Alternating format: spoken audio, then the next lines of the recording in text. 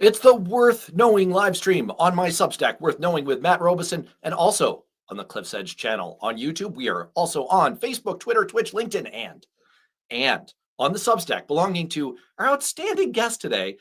And this is where I need to give a trigger warning. If you don't like to hear profanity, the name of his Substack is definitely not safe for work, and it has all the profanity in it that political observers keep begging Democrats to use more. We are also on the Substack belonging to Jonathan Larson of The Fucking News. Yes, that's right. That's really the name. And he's a really interesting guy, a veteran producer for Chris Hayes, Lawrence O'Donnell, Rachel Maddow, Anderson Cooper, Mark Maroon, and Keith Olbermann and Dan Rather. And I think it's really an apt place to jump off from today. The Fucking News. It's such a great name for a publication because it really captures that WTF feeling that I have, and I suspect many of us have about the news today. It's a sense of resignation mingled with outrage, mixed with incredulity, a sense that what we're seeing can't possibly be real. Now, I'm going to give you an example from the last week that I really want to talk about today, and I really think everyone needs to be thinking about. What is Donald Trump doing with America's military right now? Let's connect 3 dots on this. Number one, he just gave another angry, partisan, unhinged, can we give this guy another cognitive exam speech to military service members, part of his trip to Japan. Now, maybe it made more sense when it was screamed in the original German.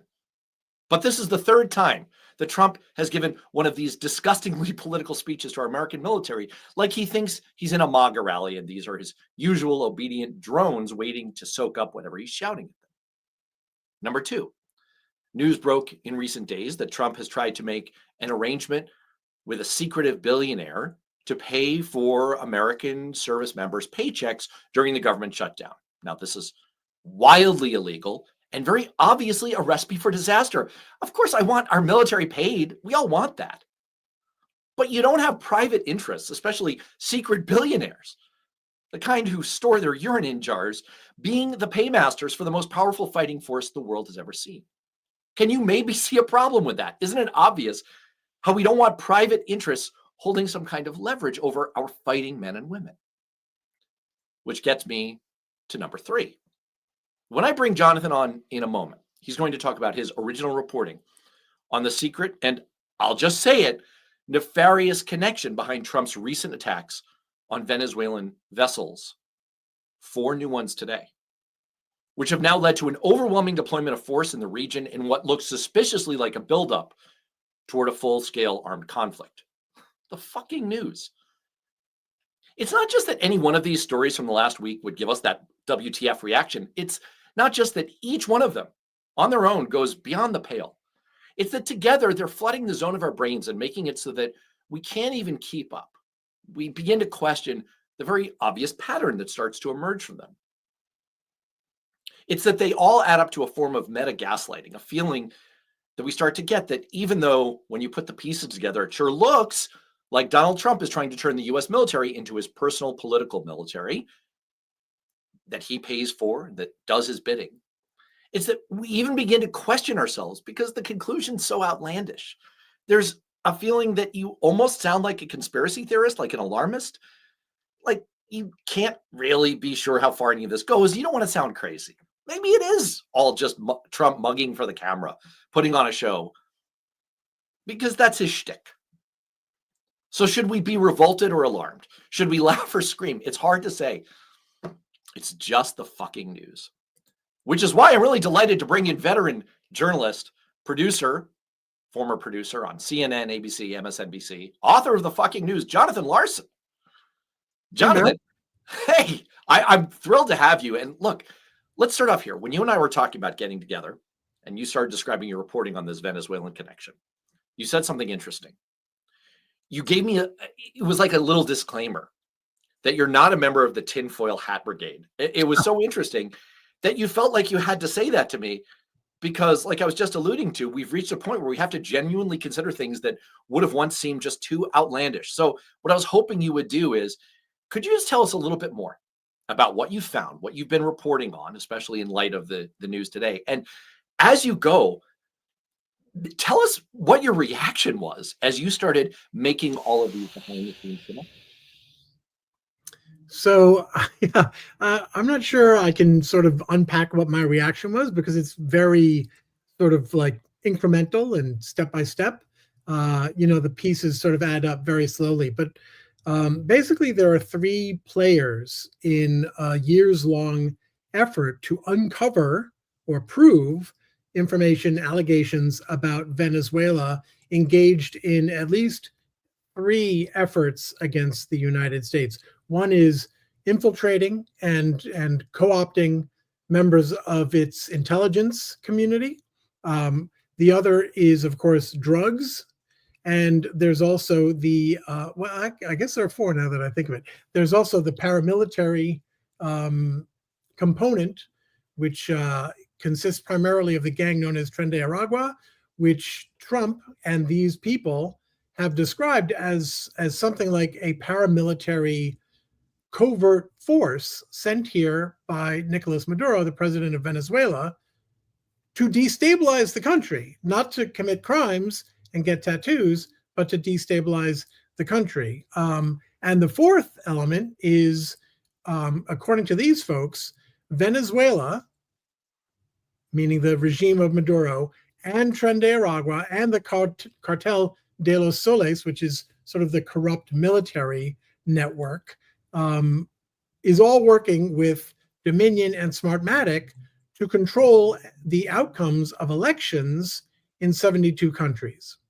And so if folks remember, back in March, Trump had laid out some of this stuff, especially the idea that Maduro was fielding a paramilitary force here in the form of thousands of Tren de Aragua members.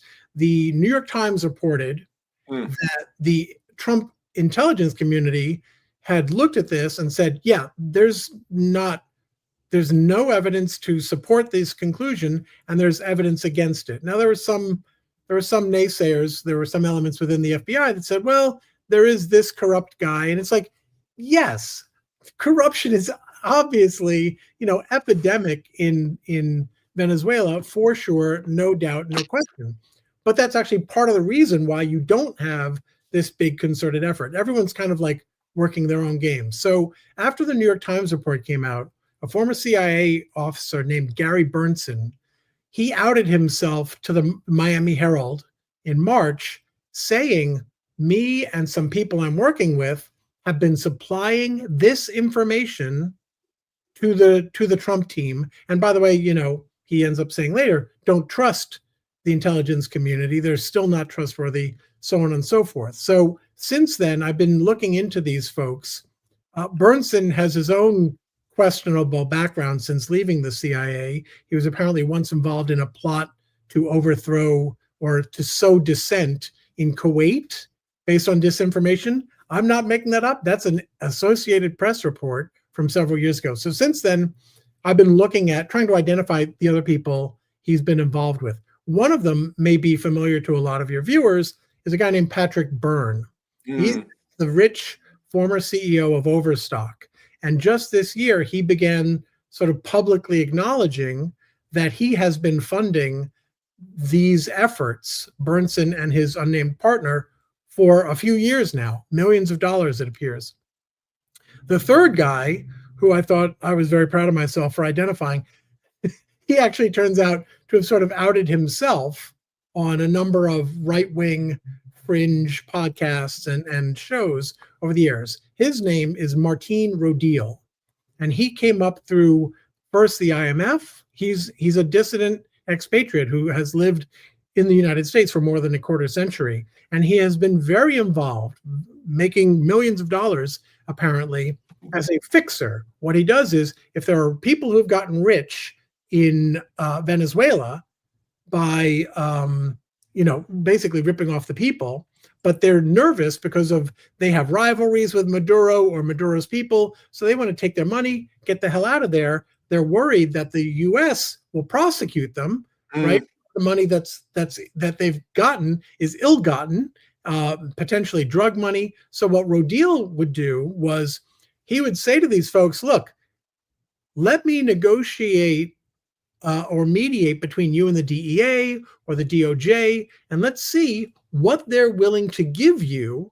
Is it a get out of jail card? Is it you get to keep some of your money in return for whatever you've got, which typically consisted of evidence that would make the Maduro regime or Maduro's top lieutenants look bad. So these are the three people who have been feeding the intel to the Trump administration, which appears from all the statements we've gotten from the Trump administration, it appears that Trump's inner circle, and Tulsi Gabbard's as well, potentially, is listening a lot more to this narrative than they are to their own intelligence community. And it seems to be not that deep beneath the surface of what we're seeing right now in the Caribbean and in the Pacific. And in fact, some of the people involved in this have specifically said, what you're seeing in the Caribbean right now is because of us.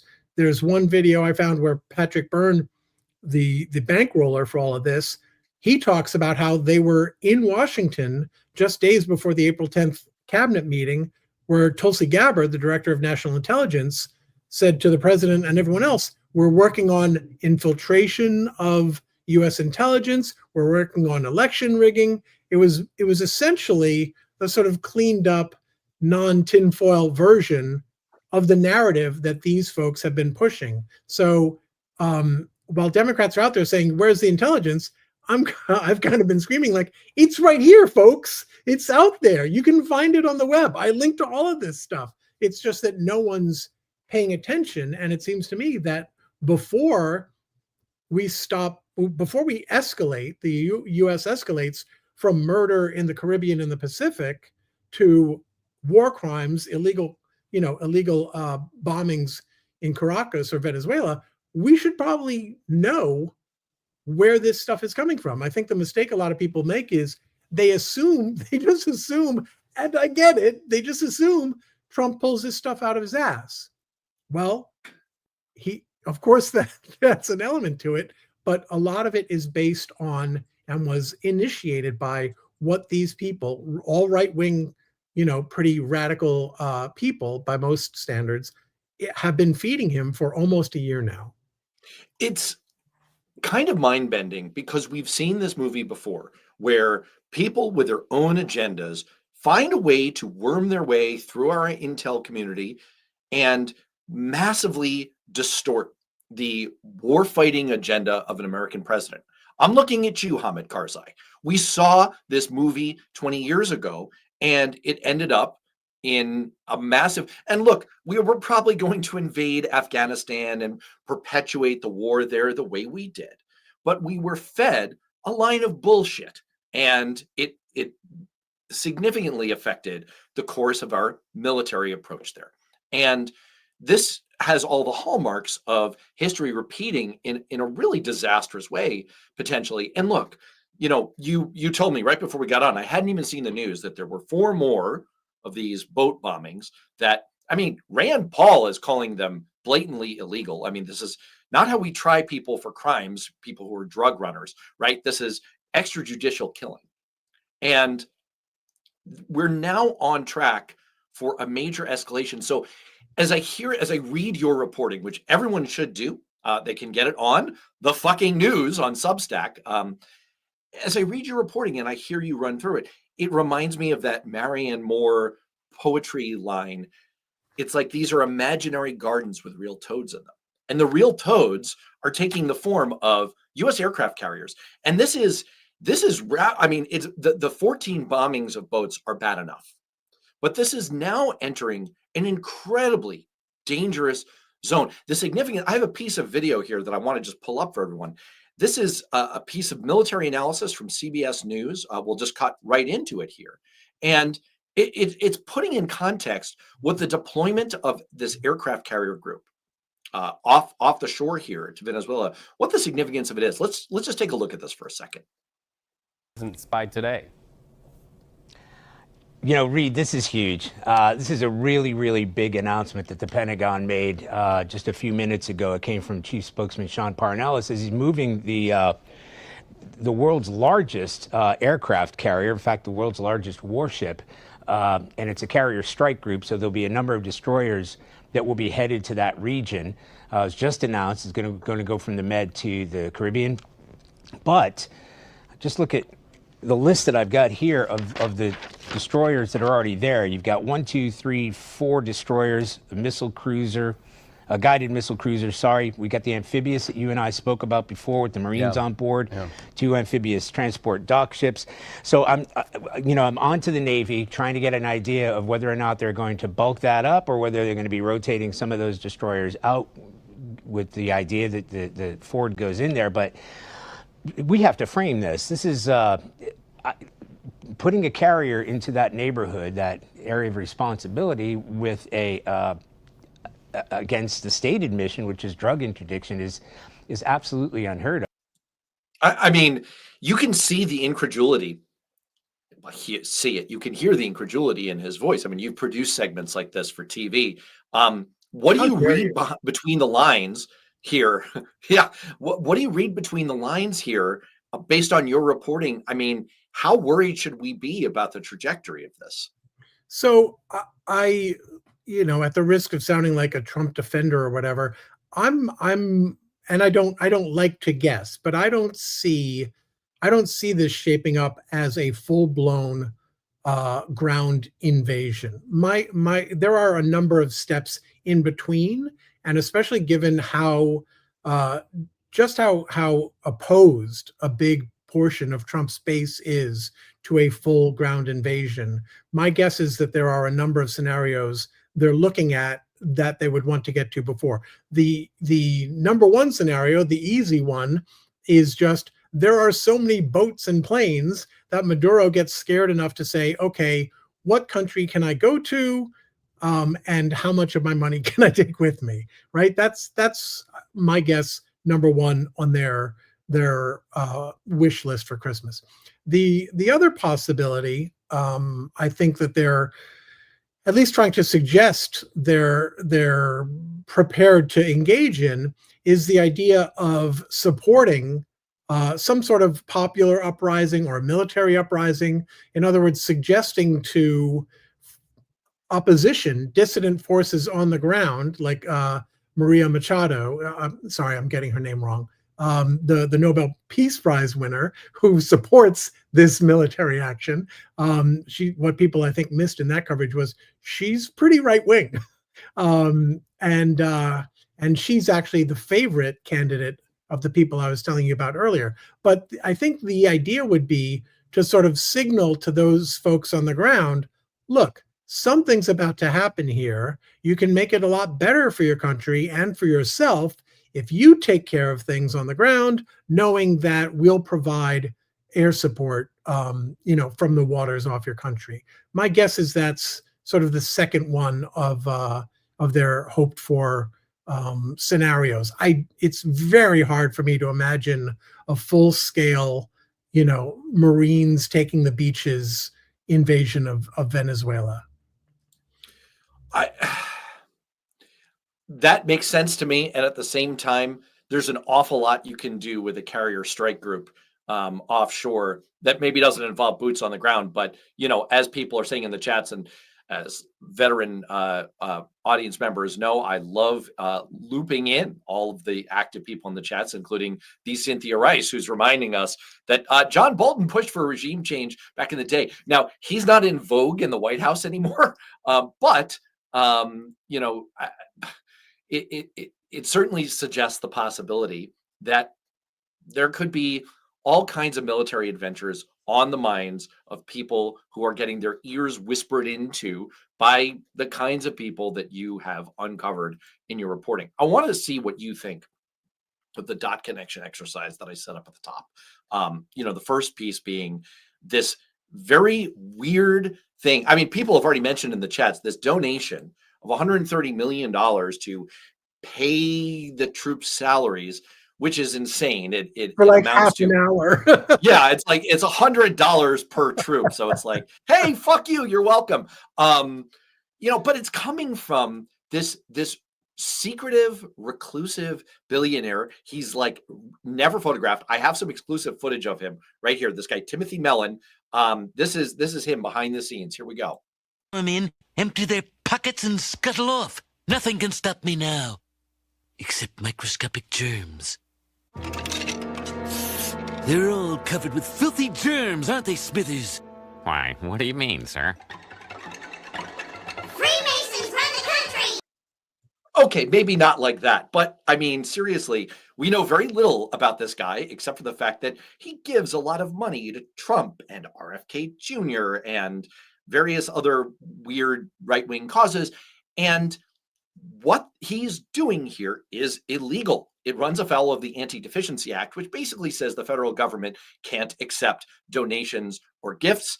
The Pentagon said, actually, we can because we have the power to do that. Thank you. Go fuck yourselves. So, I mean, between that and Trump's latest in the series of like angry political rally MAGA meltdown speeches, where he's also kind of like weirdly, there's video of this that I didn't pull for today's show. He's really wandering around the stage, like in a kind of Joe Biden-esque moment. Am I going too far in my dot connection that I set up at the top that there's something very, very odd happening with Donald Trump and his view about the US military and the role he wants it to perform? So I certainly wouldn't dispute that it's odd, but I don't think it's odd in a new way. I mean, they were talking about, and I believe there was actually military action undertaken with at least under the aegis of the first Trump administration against Venezuela. There was some sort of like aborted little mini Bay of Pigs sort of scenario. So I think he's always sort of asserted this right to do what he wants with the military. The difference that we have now, I think, is that he used to be surrounded by people who wanted to at least preserve their ability to show up in polite company and not be booed and spat on. And so there was a cadre of grown-ups around him who would say, we can't do that. And he would say, why not? And they'd say, because it's illegal and wrong. And that would be, for the most part, the end of that conversation. And Patrick Byrne, by the way, if we're connecting dots, he was part of that famous December 18th, 2020 conversation in the White House where Trump's senior counsel, his White House counsel, and a top advisor were both telling Trump, like, no, we can't do all this stuff that Byrne is suggesting. And Trump said, at least they, meaning Byrne and other people, are fighting for me. And now, of course, what he's done is now he's empowered only people whose job is to say, how high do you want me to jump when he says jump, as opposed to, sorry, we're not allowed to do that. So that's why you end up with people like Admiral Alvin Halsey of U.S. Southern Command retiring less than 1 year into his 3-year term, right as the U.S. Navy is the spear tip of this whatever this mission is in the Caribbean. So I think what we're seeing is just the reality that he has purged most of his inner circle and his top leaders, at the top of the various executive silos of anyone who might say, well, that's a crime. So no, of course we can't do that. That's what I suspect we're seeing. But what I don't think is, and again, this is guesswork and speculation, but I don't think he's consciously, strategically doing all of this. It seems to me very sort of typically haphazard. Remember, he was going to go into San Francisco, and then a couple of tech people talked him out of it. And all they had to do was say, you know what, crime's actually coming down here. We'd like to give the mayor a chance. And Trump was like, okay, well, you kissed my ass pretty well there, so sure. So I don't necessarily, I think people should I think it's a good starting point, just from a strategic point of view, to remember that no one thinks of themselves as the bad guy. Everyone at least ascribes to themselves good motives, right? So the most likely interior life of Donald Trump explanation for sending troops into the cities is to stop crime, just what he's saying. And I think it's important and helpful strategically to engage on that level rather than think too much about, oh, he's doing this because he might do something else. This he's doing right now is sufficiently bad for us to address it on its own terms. And I worry that we concede a little bit too much ground when we say, well, this could lead to that. Who cares what it might lead to? It's already led to this. We need to confront this thing. You're really vividly demonstrating the fact that this is what makes us all tap the brakes on what you described to me as like potential tinfoil hat thinking. This is what I was saying at the top, that, I want to do dot connection exercises because when you step back, it's like one of those magic eye diagrams where it's like, holy shit, I just crossed my eyes and now I see a puppy. And it's like, oh, I just crossed my eyes and it looks like he's trying to turn the US military into his private army to have them take down the enemy within. This is scary. But on the other hand, what you're laying out is he's essentially a walking id. He doesn't have a next step and a step after that. He's not like a strategic thinker in that way. He is very much in the moment. He's reacting to the shiny red balloon and then, look, a blue car. Right, exactly. It's like, oh, this is great. And you even see it, exactly right. You even see it. Sorry, for people who are listening on the audio podcast version of this later, that was Jonathan waving his arm back and forth like a metronome. It was fantastic.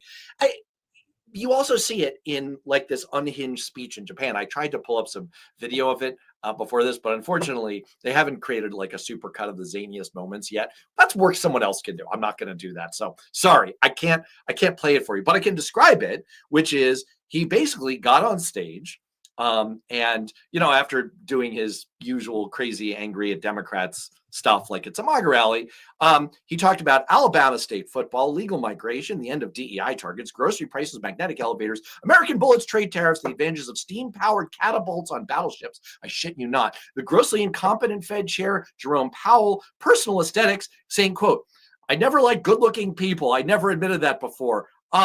What? So the point is, his arm holding an apple.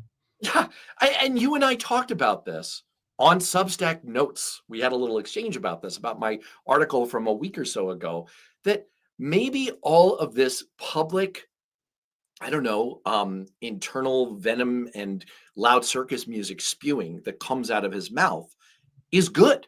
Maybe Pete Hegseth's crazy speech to the top generals and admirals where it's like, no more beardos. Who's weird? I'm not weird. You're weird.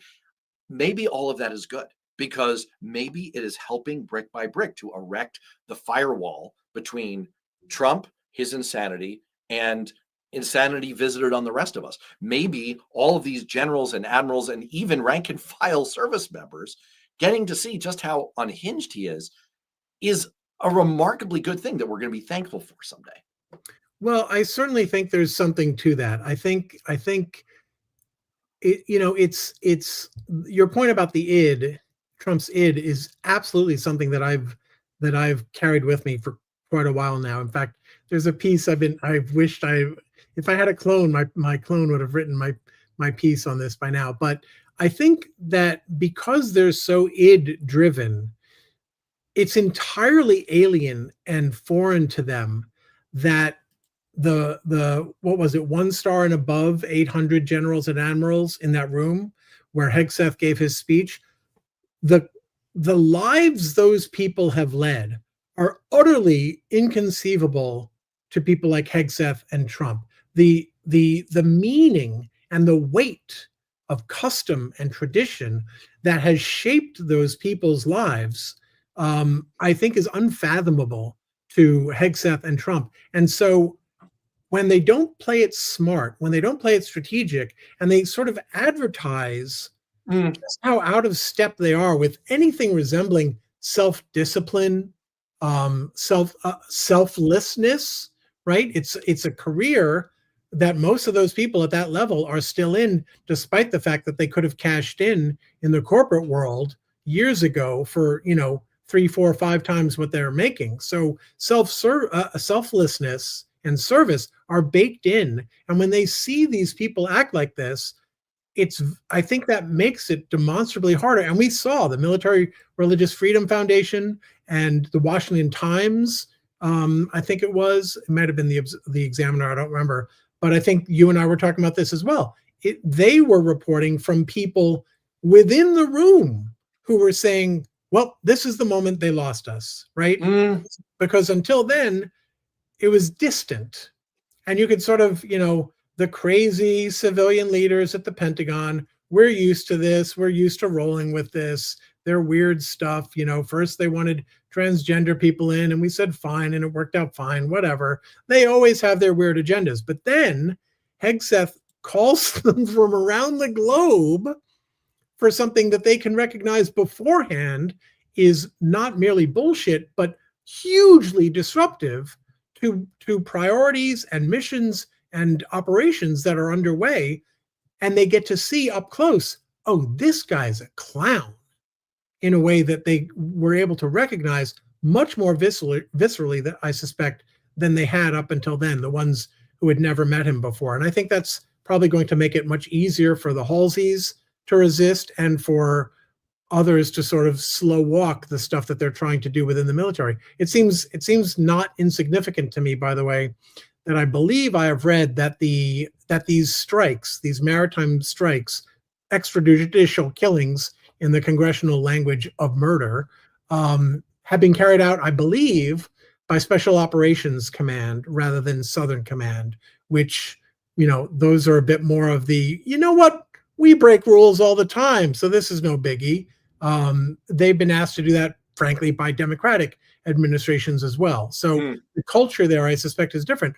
But that's probably really heartening, because that suggests that the cultural differences are persisting, and that Southern Command, Northern Command still have more of those cultural safeguards against what Trump was talking about doing. Because one of the things he mentioned in that speech today was going beyond National Guard deployments into the cities, saying, if I need to, I'll go beyond that, basically suggesting, the U.S. Army, the Marines, SEAL Team 6, for all I know. What you're saying is putting me in mind. I'm going to throw a curveball at you. You and Is I that talked a enough little bit. reference? Yeah. Well, you and I talked a little bit before this about all the things I wanted to talk about today. This wasn't necessarily on the menu, but you're prompting it for me. I've been thinking a lot recently. After reading my friend and former guest, Andy Kroll, who's a ProPublica reporter, he did a wonderful deep dive on Russell Vogt. I didn't know until I read his article that it's pronounced Wait, who? Vogt, not Vought. Yeah, it's Vogt. Vote. Yeah, Yeah, of course. you're right. And there's a lot of commentary in the chats going on right now that I think is really on point, that also prompted this. There's Lefty Gramps saying it's his handlers you need to watch out for. There's, I want to get these right here. There's Jim Williams. What's happening with the Trump-Krasnov administration is elder abuse. Stephen Miller and the rest of his sycophants must be held to account. There's the Cynthia Rice with a little earthier appraisal of it.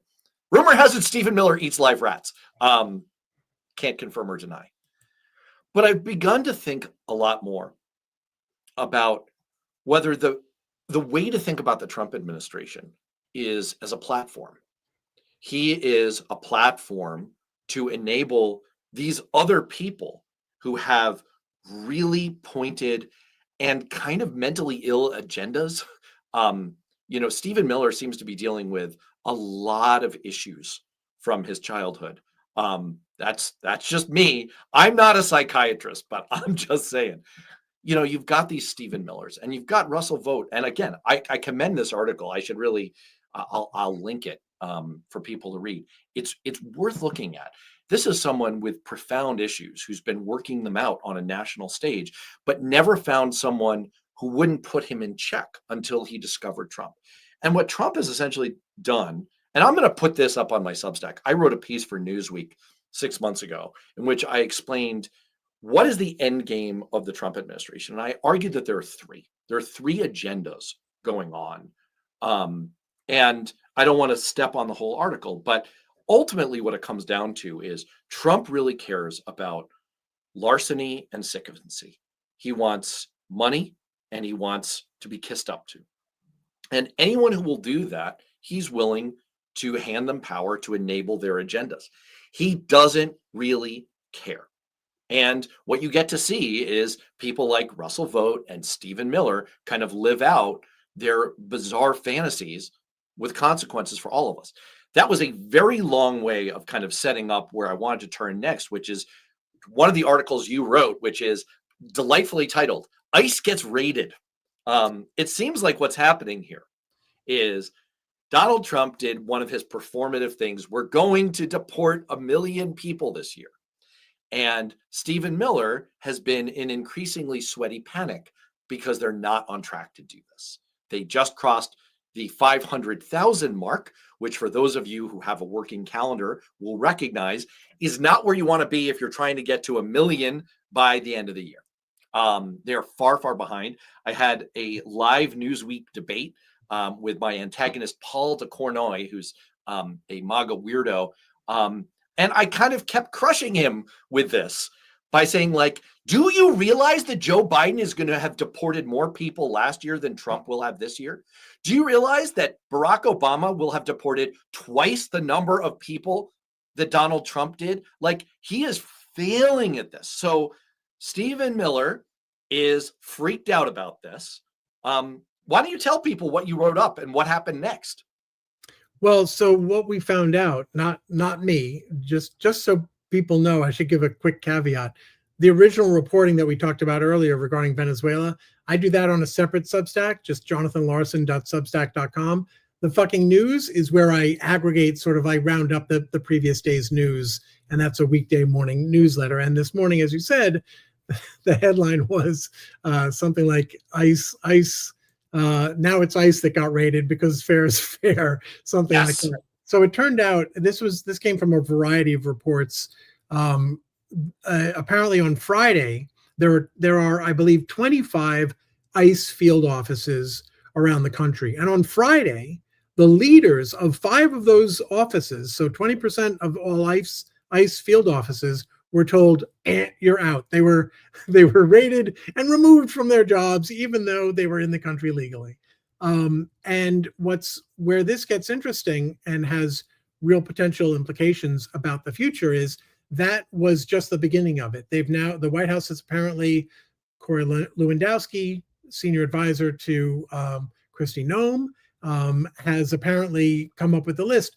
At least half of all of those ICE field officers leading the field offices, they're gone. And what's interesting and telling about the future is who they're being replaced with. And for the most part, they're being replaced with people from Customs and Border Protection. And even according to a Fox reporter who was writing about this, ICE kind of gets a bad rap. Their role, and people should remember, ICE is only about 24 years old. It was one of the mistakes the US made after 9/11. And so, but they're the most visible agency. They often get the rap for what Customs and Border Protection end up doing, like rappelling down from helicopters. Basically, as one source told one of the outlets that I was quoting, something like CBP is the people who will do what they're told. And it's CBP people who are being brought cross-agency to now run the ICE field offices. And so the thinking is, well, look, ICE is much more used to and better at looking for actual criminals. They're not, the purpose of ICE is not to get every immigrant who's here without proper documentation. Their role is to concentrate on criminal undocumented immigrants and getting them out. So they do actual cop things, like investigate child trafficking, drug trafficking, whatever it might be. But that doesn't get the numbers that you were talking about from Stephen Miller, which work out to something like 3,000 arrests a day. So apparently, to fulfill that agenda, they're bringing in CBP people to transform the field culture of ICE from being discriminating in the good way to being discriminating in the bad way, right? Not just going after whoever is making the community worse by committing crimes while here in the country without proper papers, but just going after everyone who might be here, regardless of whether they're a pillar of the community, been here for decades, have kids, whatever. None of that matters to CBP because they're the agency that does what we're told. So that's a very sort of ominous development in terms of what that could mean for the future of ICE and for the scaling up. If we thought it was bad now, we could be looking at a dramatic escalation of all these, this drumbeat of horror stories, which, to some extent, like, as far as I'm concerned, okay, if that's what you want to fill local news with in the 1 year heading into the midterms, I guess go for it, buddy. Right. It's the Lindsay Halliganification. Oh, that was a lot of syllables. It's the Lindsay Halliganification of ICE, immigration, border enforcement. It's, I have career prosecutors who say there's no case against Letitia James. There's no case against James Comey. There's no there. As Glenn Kirshner, who was just on the show 2 weeks ago, was explaining, like, they couldn't even get to the bare minimum standard. They couldn't make Letitia James and James Comey into ham sandwiches. The old saying is, you can indict a ham sandwich. They couldn't reach ham sandwich level. And they couldn't even do it with the guy who threw a sandwich. They couldn't even get the guy who threw a sandwich. Boom. Exactly. And so now, to bring it all full circle, they're like, well, all right, we're going to bring in Brett girl Lindsay Halligan, and she'll just sign them all. She'll just sign off on all the indictments. And Stephen Miller is doing the same damn thing. And for people who want to read more in my exchange with this MAGA guy, who also writes for Newsweek, but not as well as I do, damn it. You can see our debate from Newsweek, which I've splashed up in the link on the screen, which I won hands down. I'm not going to accept any other responses on that. But it also, just back to that thought that the Trump administration is best understood as a platform for people with weird, sick fantasies about what they want to do to the government. It really does take us to the shutdown. So you've got Stephen Miller in a sweaty panic about, wow, I can't hit this million, number. So I don't really care about, selectively, surgically finding the people who are committing crimes, who are a problem. I'm just going to round up. We got to hit the number. We got to hit the number. So he's whacking all these ICE leaders. You have a similar dynamic playing out with the shutdown right now, where we have this looming deadline. By the time we reconvene a week from today on this live stream, we will have passed November 1st, and we will have seen two things happen. One, 42 million Americans, up to 42 million, because some states are backfilling, will have lost access to food stamps, to food. Now, first of all, it is shocking to the conscience that 42 million Americans need help to afford food. That's bad, but they do. They do. And so we will have crossed that deadline, and Trump will have refused. They made the announcement a few days ago that they are refusing to use the emergency money set aside that they could use to cover some of this cost. It's a total of $9 billion. There's $5 billion available in this emergency fund. They're not going to tap into it. So that's number one. And by the way, they can afford $40 billion in a bailout to Argentina. But anyway, and at the same time, we're going to cross the deadline of the ACA open enrollment season, where premiums are expected to go up on average 114%. In New Jersey, where we have an election next week, it's expected to be as high as 175%. And yes, Jim Williams, once again, there I go with the numbers again. Too many numbers. I've been told by our friend Cliff Schechter that I'm occasionally a little wonky. So anytime we do that, I have to give the disclaimer that yes, we're doing the numbers. Here it is. Nerd alert! It was my understanding that there would be no math. I don't even know what that means. No one knows what it means, but it's provocative. So we will have crossed all of this, and it's because Russell Vogt is living out his sick basement fantasy of what he wants to do to the federal government. Again, this is me and my personal theory, but I think Trump has basically turned his administration into a platform to enable people like this with severe issues. And we're going to live through the consequences, all of us together. I don't know. Am I all wet on this? Well, I mean, it's I would argue it's sort of a broad generalization for what appears to me to be a relatively dynamic and changing relationship and system, right? It's not as though Vogt can just tell Trump what to do. Congress is, John Thune in the Senate and Speaker Mike Johnson, they still have access to Trump. There are competing voices within the White House. And I do think it's a mistake to underestimate Trump's own agency.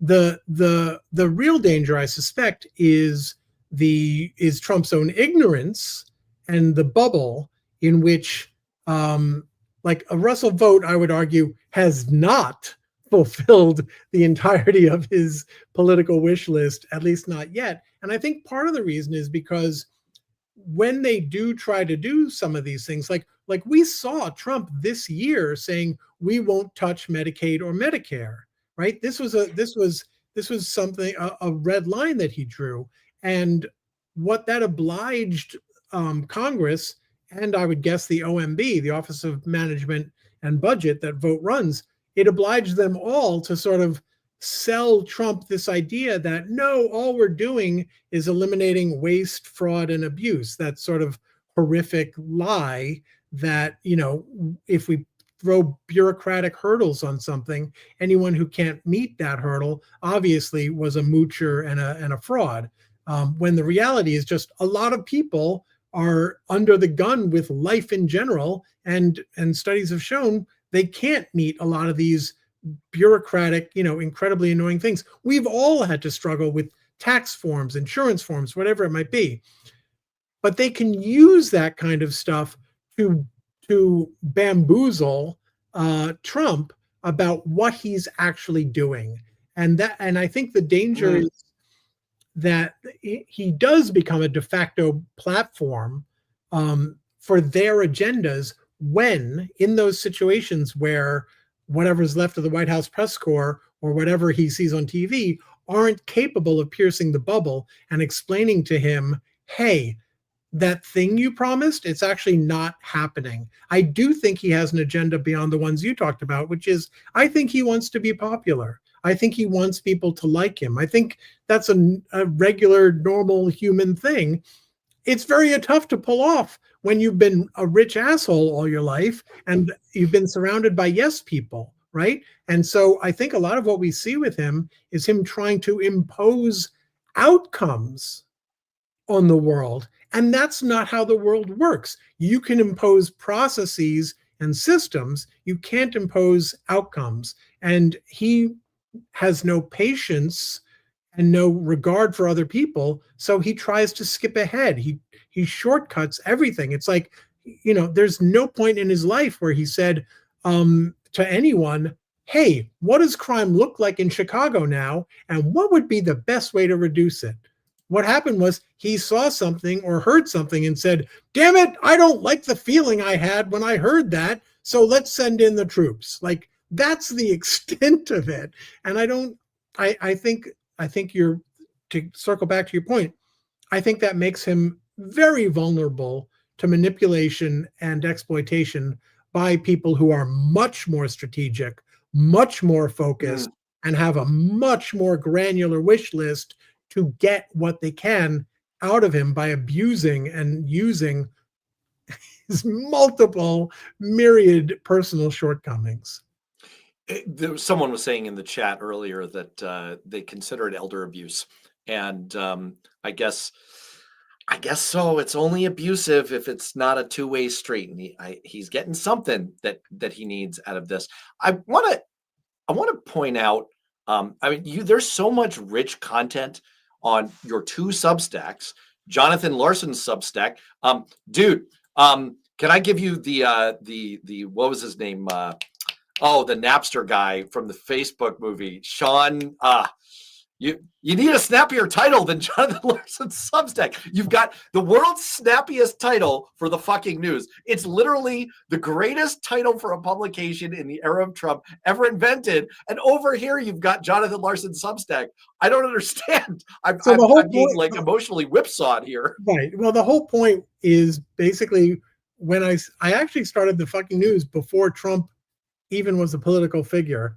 But what would happen is I would break stories occasionally on the fucking news, and I would hear from people in your old line of business, lobbyists or people on the Hill, and they would say, dude, I can't send this story to my boss. Exactly. But it turned out they were overly fearful of the bosses because the bosses loved it too. I've had members of Congress retweet or reshare the fucking news stuff, but I had to appease those middle people. So I said, fine, I'll post original reporting at the boring, terribly marketed Substack, jonathanlarson.substack.com. So that one's just I think if you original reporting. I think if you literally just renamed it the boring news, I would vote for that. That would be fine. But look, I keep repeating it. This is like such a cheap shyster trick that I'm pulling here. I keep repeating it because I want people to remember it. I want people to remember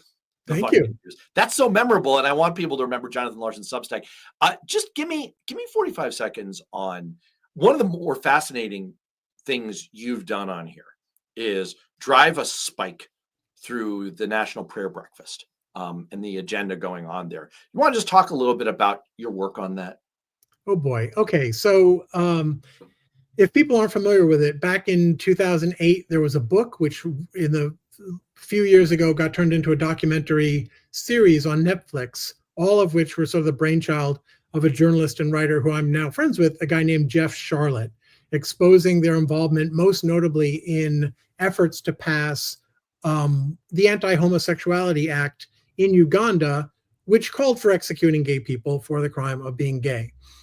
Jeff kind of moved on, and I don't know if people remember, but during the whole Ukraine lobbying scandals, it turned out that there was some connection with Maria Butina, the Russian spy, and if people remember, she was actually using the National Prayer Breakfast to try to make connections in the right wing. And so basically, that kind of opened up a rabbit hole for me, and I started looking into who goes to these things and what purposes are they using them for? Because what people don't understand is that the National Prayer Breakfast is kind of like a thing that hundreds of people can dangle back home for power, right? If I'm some local right-wing guy who no one pays attention to, but all of a sudden now I can offer my local millionaire a ticket to the National Prayer Breakfast in Washington, I've just become a power broker. So when politicians in the US go to the National Prayer Breakfast, what they're doing is they're enabling this networking structure, which then elevates its allies in countries overseas and builds up right-wing anti-LGBTQ, anti-reproductive rights networks in those countries. And so at some point, I obtained information revealing for the first time who actually went to 3 years worth of these events. So I had all of those names, and some of the years actually had also the names of who invited them. Now we're told it's Congress. It's not Congress. It's a tiny handful of members of Congress who are actively involved. For the most part, it's the people who work for the organization behind it, known as the Fellowship Foundation, more famously known as The Family, the title of Jeff Charlotte's books. And so this revealed all of these networks. And so I began tracking down and exposing some of them. In Guatemala, they helped destroy a UN anti-corruption task force. No one knew that the family was behind it, but it was their networking between Marco Rubio, Mike Lee, a whole bunch of others, that they were able to politicize this UN task force, which was threatening the family's evangelical ally president of Guatemala. And so it used to have bipartisan support in the US. They destroyed that. And ultimately, Trump gave the green light and said, yeah, I don't care. You can chase the task force out of town. So that's what they did. And they protected their evangelical president there. No fingerprints until I reported it. More recently, I showed how, once again, this same network was still connected to and supporting the effort to pass the anti-LGBTQ death penalty in Uganda, which successfully was passed I think it's almost 2 years ago now. And the National Prayer Breakfast was a big part of that. And so I don't know how far much, if you want, I can shut up there. But basically, it became so toxic among Democratic members of Congress that they said, we're going to stop going. And so the organization behind it, the family, said, okay, you know what, we'll have a clean, just Congress and president version of it up on Capitol Hill, and we'll continue doing our 1,000-people multi-day event at the Washington Hilton, which we'll invite our people to, whoever, whatever arms dealers or whoever that might be. And basically, pretty much instantly, I exposed the fact that they were entirely still connected and still working together. And the folks at the big event were still using the presidential National Prayer Breakfast for their own purposes. In fact, one of the former members of Congress, Republican members of Congress, who's instrumental in this, accidentally copied me on an internal email. On a signal chat. No? No, just an email. He just hit reply all to a chain, which I had started with a request for comment saying, don't talk to these snakes. And then confirming everything I was reporting by saying, hey, we can't let there be division between the two groups. I'm like, okay, I guess this is on the record now. So it's actually about that time of year for them to start sending out the invitations for next year. So it's very hard, I think, for people to justify giving a shit about this anymore in the era of Trump. But what I think Democrats in Congress really need to understand, and their voters and constituents should be telling them, is we know that you are empowering the toxic right-wing network that gave us Trump and that is giving us Trump analogs and allies overseas. So the only way to really depower this is for Democrats to stop going, because at that point, it no longer becomes an event that foreign dignitaries can justify going to, because now it's just a private, wank fest of right-wingers, as opposed to an official, which it's not, but it looks official when you have some Democrats showing up. That's why they want Democrats to show up, because that lets them sell the event to all these rich people who keep it going by telling them, look, it's Democrats and Republicans. I mean, first of all, I love the vivid description of this. It's so evocative of the scene from The Dark Knight where all of the crime lords get together and the Joker ends up murdering someone with a pencil. I've been to a number, not like this, not like, thank you, sir, may I have another, from Animal House, where they're paddling Kevin Bacon, like these very weird right-wing, networking things held in a dark castle at night. Not like that. But I've been, as a congressional chief of staff, to any number of organizational confabs where there's the kind of surface agenda, and then there's the sub rosa agenda that we're all aware of, which is it's like a giant singles bar for advocates and money to get together and to kind of, you want to come home with me? You want to stay over? And that's essentially, what you're describing. And it's, when with the players that you're laying out here, it is pretty disturbing. And look, I would love nothing better than to get into the rest of the long list of topics that I wanted to get into with you today. But we're about to hit the top of the hour. So I have a few things that I absolutely positively have to hit. First of all, for people who have mentioned in the chats, the numbers were a little slow today on the live stream, and I think it's because of YouTube issues. I think it's because, as Amethyst Peony laid out, YouTube has been getting very aggressive with putting up ads. So I will just say to everyone, all and sundry, the way we did this today was, this should have, if it all technologically worked, it should have gone out to my Substack, worthknowing.substack.com, and to Jonathan's, to the fucking news, to all the subscribers there. So if you have not yet subscribed to Jonathan's Substack or to my Substack, yes, I'm shilling for both of us. I'm obviously doing that, but also it's a great way to access all of this. And look, if you're on Cliff Schecter's, he does an exclusive Substack only live stream on Thursdays.